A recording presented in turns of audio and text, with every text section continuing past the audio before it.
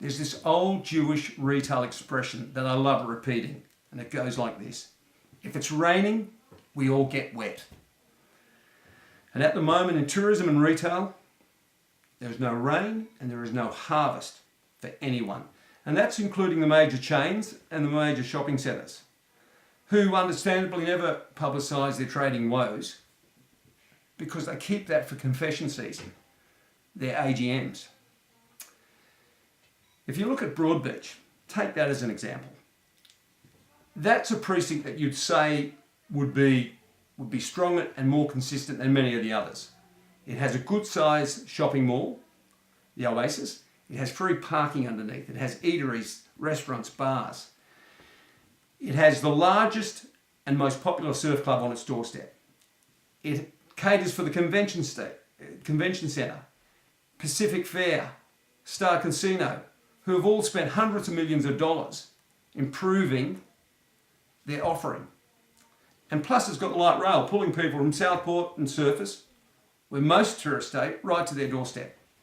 But as we all understand, Broadbeach is in real trouble. Businesses are closing up every day there. There was a sad story last week about Onyx.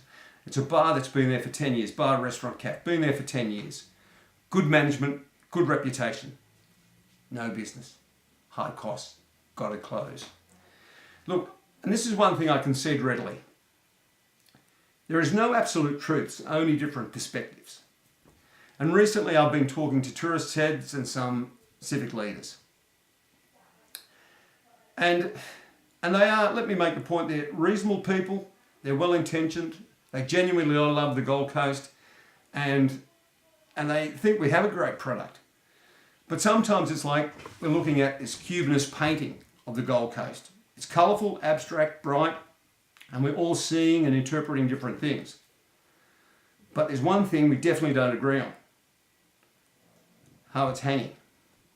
We don't know which way's up or down. As I mentioned, I've been in Surfers Paradise for 25 years, in different locations with different concept shops. So I have an institutional knowledge and memory of the tourism activity, its development. And more than this, I have trading figures to look back on. And you've got to measure to manage. You've got to know how many people are in the precinct. You've got to know what other traders are doing. You've got to know what's impacting upon you. And what you become is very sensitive and in tune with what's happening in tourism. Plus you're engaging every day with tourists. You're sharing their experiences, you're giving them advice, you're getting feedback, and you're trying to win their custom. And like me and other traders and surfers, we believe, and admittedly there's 40% vacancies in retail in surfers at the moment. So many are not with us anymore. But we all believe, genuinely believe, that the vibrancy of surfers has been slowly killed off. I blame, to begin with, all the major developments, projects that have happened in surfers and how they were conducted. The entire Gold Coast has been a construction centre for forever, it appears. We've had in Surfers, we've had Chevron Renaissance, Q1, Seoul, Circle and Cavill, Hilton. And all it was trucks, dirt, dust, disruption. Years and years on end. And we've experienced some appalling management, communication and planning decisions. And with all this overlapping development, it only led to an oversupply, boom and bust, overvalued properties, poorly designed, poorly tenanted properties. And along the way, many bedrock businesses that gave this vibrancy and variety to surface were killed off. Real estate agents effectively killed the real estate mix, outpaying and taking up previously prime real estate positions. At one stage, there were 24 real estate shops in Surfers. And believe me, they hounded and chased and robbed every tourist out of the place. To this day, there's so much buyer's regret. No one's experienced capital gains in the joint. No one's had a good investment rental unit there.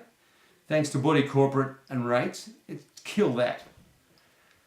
But from the council's perspective, there's nothing better. More DAs, higher land tax, more construction jobs, more units, more ratepayers.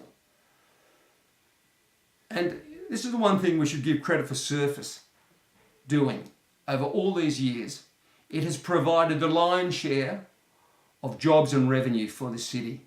And I'd also argue it has been the face and character of the Gold Coast that has won the hearts of generations of tourists. But still, there's a tendency to rubbish the place, particularly locals. Surface. But, forgetting the high-rise crazy, if that didn't kill you, they sent in a really special assassin. It was the big daddy of them all, the light rail. And I accept the opinion which says basically, no matter how political, no matter how secretive, no matter how corrupt, expensive, controversial and destructive the light rail has been, it is essential. I accept, but I don't share that opinion. We should all hate with a passion the history of our political dolts, these numbnuts who develop poor policy which they don't understand, sign infrastructure programs that they know we can't afford, but do it out of desperation and in the knowledge that they'll never be pinned for doing so. And in all probability down the track, get rewarded by one of the private-public partnership consortiums, with a board seat, with a trip overseas, with holidays, all expenses paid.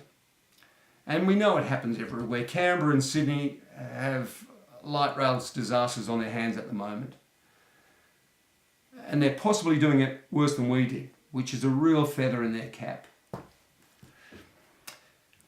I need to make these points about the light rail because it's what we should be fearing.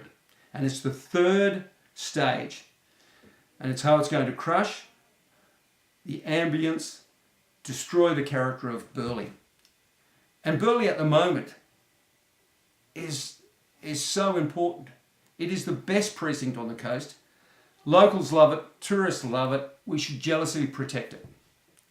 And the reason why I want to make these points is because, just like the Commonwealth Games organisers, there seems to be a steadfast refusal on behalf of our city decision makers to look and learn from our history. And it makes you wonder whether it's a mental defect or full-blown psychosis. This is what should be clearly evident about the light rail and the impact that it's had. It has literally eviscerated both Southport and Surface. The main avenues, the roads into both precincts, they essentially fed traffic, business and life into these centres. They were the arteries. And now they're effectively closed and blocked and turned in what could only be described as ugly industrial rail corridors, which for me look like slow, noisy, antiquated, massively subsidised, tacky mobile billboards.